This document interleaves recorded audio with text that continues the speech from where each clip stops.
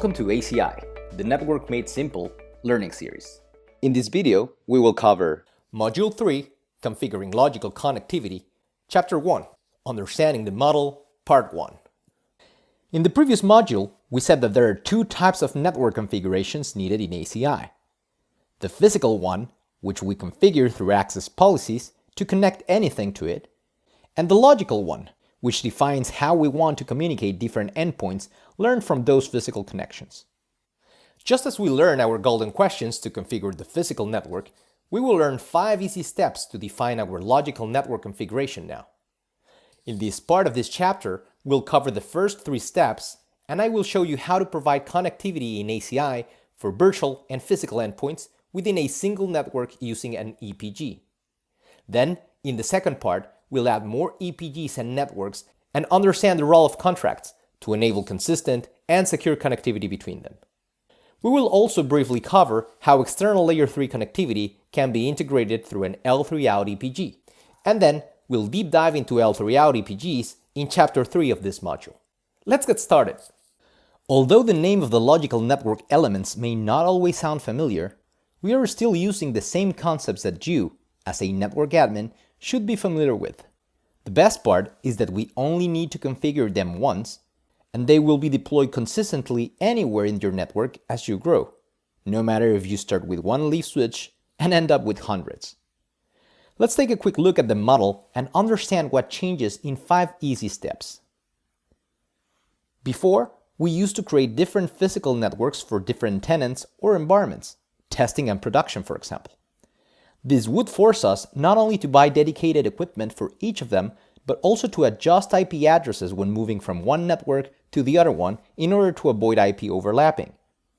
Now, with ACI, we create a tenant as a step 1, which allows us to logically partition the network and even repeat the same IP addresses if we need to, since each tenant has at least one VRF assigned to them.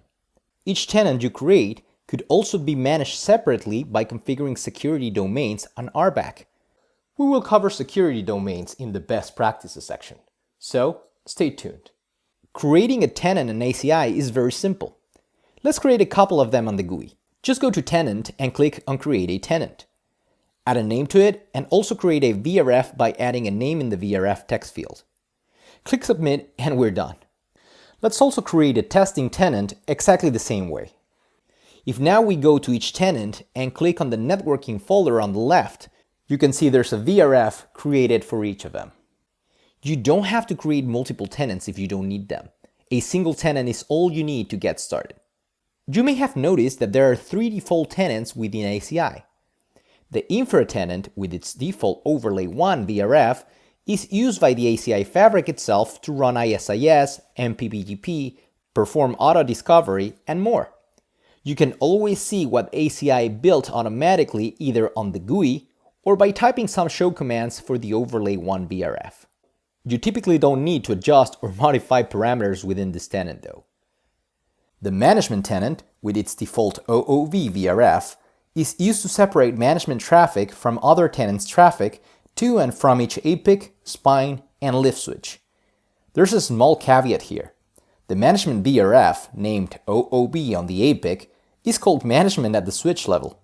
This may throw you off at the beginning, but just know that it is the same VRF on both ends. If you enable in-band management, an in-band VRF will be created as well within this tenant.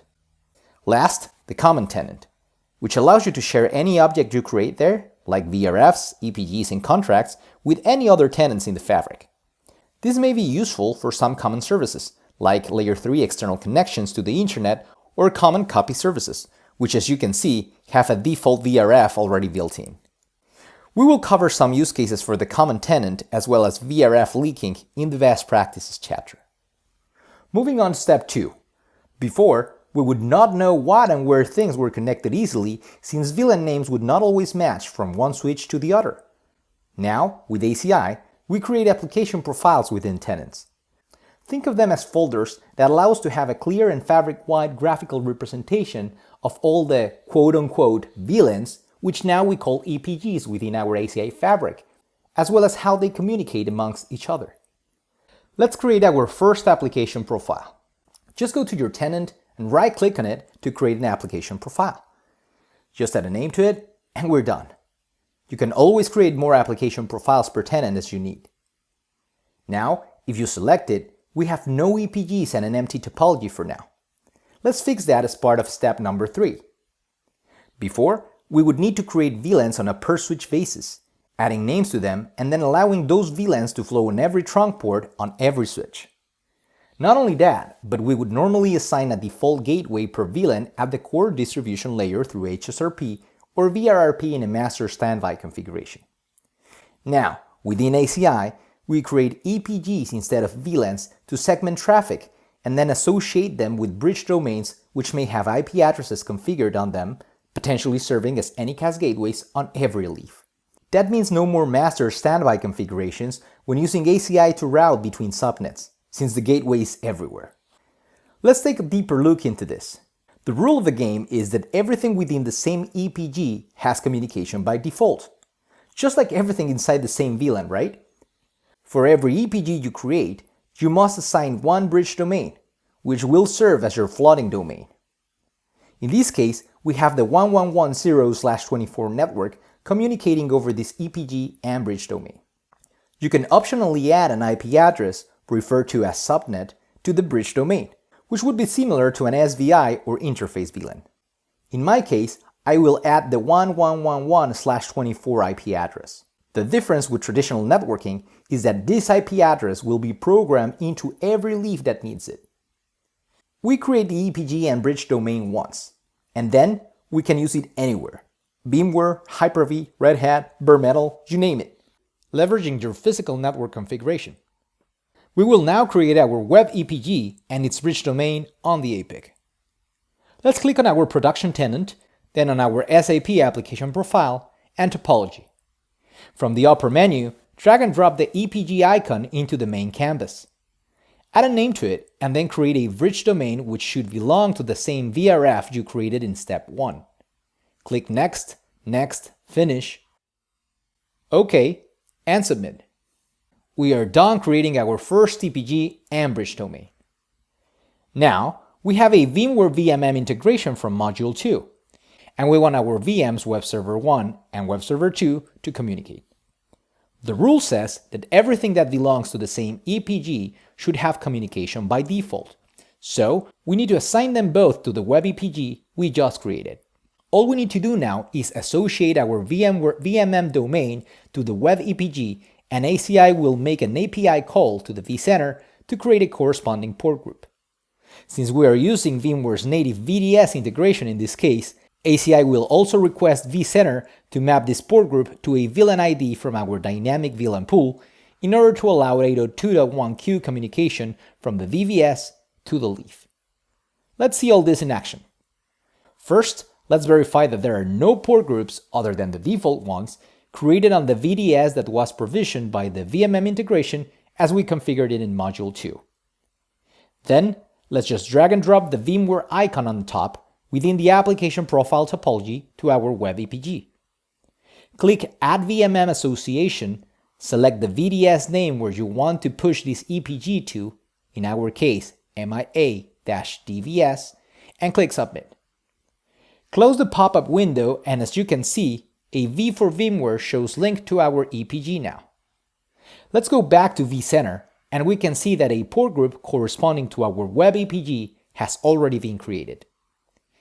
If we click on its details, we can see that a random VLAN ID from our dynamic VLAN pool was assigned as well. We now need to associate Web Server 1 and Web Server 2 VMs to the web EPG port group. Just right-click on Web Server 1 and adjust the VNIC properties by hitting Browse. You should see that our web EPG shows as a port group now. Select it and hit Submit. Let's now do the same for Web Server 2 in order to have both VMs on the same EPG. Let's now test communication between Web Server 1, which has an IP address of 1112, and Web Server 2, which has an IP of 111.22. As you can see, communication succeeds on both ends. Let's now go back to the APIC and click on the EPG and then on the Operational tab. You can clearly see all the endpoints name, MAC address, and IP address associated to this EPG, making it easier for you in terms of operations. We can now add an IP address to the bridge domain by creating a subnet which will be programmed on every switch that needs it. Again, think of this as an SVI. Let's configure it.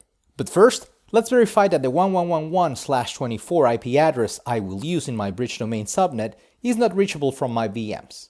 Now, click on Networking. You can see our previously created VRF and web bridge domain. Maximize your bridge domain and right-click on Subnets to create one. I will use the 1111/24 IP address on it. Hit Submit and let's try to ping it from either VM. Who's responding? Well, we really don't care, as the 1111 IP address is automatically programmed on any leaf that needs it. This means I could use this IP as a default gateway as well. As you can see, I already configured it this way on both VMs, and I would have an active Anycast gateway for this subnet on any leaf, even if that means hundreds. No more active standby gateways, and the best part, configured just once. Then, if you need Hyper-V or Red Hat VMs using this EPG for connectivity as well, you just need to associate those VMM domains to the EPG and you're done, following nearly the same logic than with VMware. On the other hand, if you associate a bare metal server or layer 2 connection to this EPG, you will only need to specify the VLAN ID coming from this connection that will map to this EPG. As said before, we only need to create the EPG once, and then associate it to one or multiple domains as you just saw, to consistently deploy the same configuration on potentially hundreds of switches and virtual servers if we need to. If your bare metal server or switch does not tag traffic, you can always adjust the static port mapping in order to use the assigned VLAN as an access one. Now you may be wondering, what happens if we have multiple EPGs and different subnets flowing on each of them? Using this diagram as an example, ACI has knowledge of both subnets through each VD subnet IP address. Will be there communication then? The answer is no. Why? Because of the second fundamental ACI rule, which is communication between endpoints on different EPGs is only allowed if there is a contract specifying the type of traffic to be allowed between them. This is the default ACI behavior, since VRFs, like the one we created for our production tenant, are automatically set to enforced. You could bypass this rule if you change this value to unenforced, but there are some drawbacks in doing that, as we'll cover in the best practices chapter. You still need routing though, and this is where Anycast gateway functionality would make a huge difference if used. There's another detail worth mentioning. Intra-EPG contracts can also be enabled on each EPG if needed, in case you also want to restrict communication within an EPG. This may be useful for DMZs and other specific scenarios. We will talk about contracts as well as step 4 and 5 in the next part of this chapter. As a summary for part 1 of this chapter, just remember the rules of the game. Same EPG, communication is allowed by default. Different EPG, a contract is always needed.